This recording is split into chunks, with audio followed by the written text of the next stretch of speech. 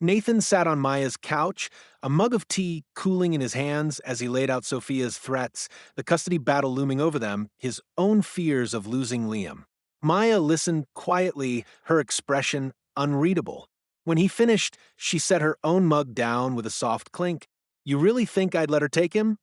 Nathan's head jerked up. "What?" Maya's eyes blazed. "That woman doesn't love Liam. She never did. And if you think for 1 second I'd walk away and let her use him as some pawn in her sick game," she cut herself off, shaking her head. "You don't know me at all, do you?" Nathan's breath caught. "Then why did you leave?" "Because you made me." Maya surged to her feet. "You looked me in the eye and acted like I was some gold-digging stranger instead of the person who's been by your side for months." Her voice cracked. "I thought we were family." Nathan finished softly. Maya turned away, but not before he saw the tears in her eyes. Nathan stood, crossing the room in 2 strides. He caught her wrist, turning her gently to face him. "We are," he said fiercely. "You, me, Liam, that's all I want. If you'll still have me." Maya searched his face. "You mean that?" Instead of answering, Nathan reached into his pocket, pulling out the velvet box. He didn't get down on one knee. This wasn't some grand gesture. It was a promise. Maya's breath hitched as he pressed the box into her palm. "Nathan, I love you," he said, the words raw and honest. "And if you'll let me, I'll spend the rest of my life proving it." Maya stared at the ring, then back at him. For one heart-stopping moment, Nathan thought she might refuse. Then she launched herself into his arms. Nathan caught her, burying his face in her hair as she clung to him. "Is that a yes?" he mumbled against her skin. Maya pulled back just enough to kiss him, slow, sweet, and full of promise. "That's a hell yes." The courtroom was packed the day of the custody hearing. Sophia arrived flanked by lawyers, her designer dress and icy composure a stark contrast to Maya's simple blazer and Nathan's white-knuckled grip on Liam's carrier. But when the judge called Maya to the stand, everything changed. She spoke calmly, clearly about Liam's routines, his milestones, the way Nathan had grown as a father. And when Sophia's lawyer sneered, "And what exactly is your relationship to the child?" Maya didn't flinch. "I'm the woman who loves him," she said simply, "and soon I'll be his mother." Nathan's heart stopped. The judge, an older woman with sharp eyes, leaned forward. "Mr. Carter, is this true?" Nathan stood, his voice steady for the first time in weeks. "Yes, Your Honor. We're getting married." He glanced at Sophia, who looked like she'd been slapped. "Maya is Liam's family, and she's mine." The gavel came down with a resounding crack. Petition denied. 1 year later, on a sunlit afternoon in the penthouse garden, Nathan knelt in the grass, steadying Liam's first wobbly steps. "Come on, buddy," he coaxed. "You've got this." Liam giggled, his tiny hands gripping Nathan's fingers as he toddled forward, straight into Maya's waiting arms. He did it. Maya laughed, scooping Liam up and pressing a kiss to his curls. "That's my boy." Ours, Nathan thought, his chest tight with emotion. He wrapped his arms around them both, breathing in the scent of baby shampoo and Maya's perfume. Somewhere in the distance, the city hummed, a world of deals and dollars and power plays. But here, in this moment, Nathan Carter had everything he'd ever needed. And for the first time in his life, he was home. Epilogue: the adoption papers were signed on Liam's second birthday. Maya cried when the judge made it official. Nathan just held them both, his heart too full for words. And when their daughter was born 6 months later, a tiny, perfect thing with her mother's eyes, Liam pressed a kiss to her forehead and whispered, "My sister." Nathan met Maya's gaze over their children's heads, and in that moment he knew. This was the only legacy that mattered.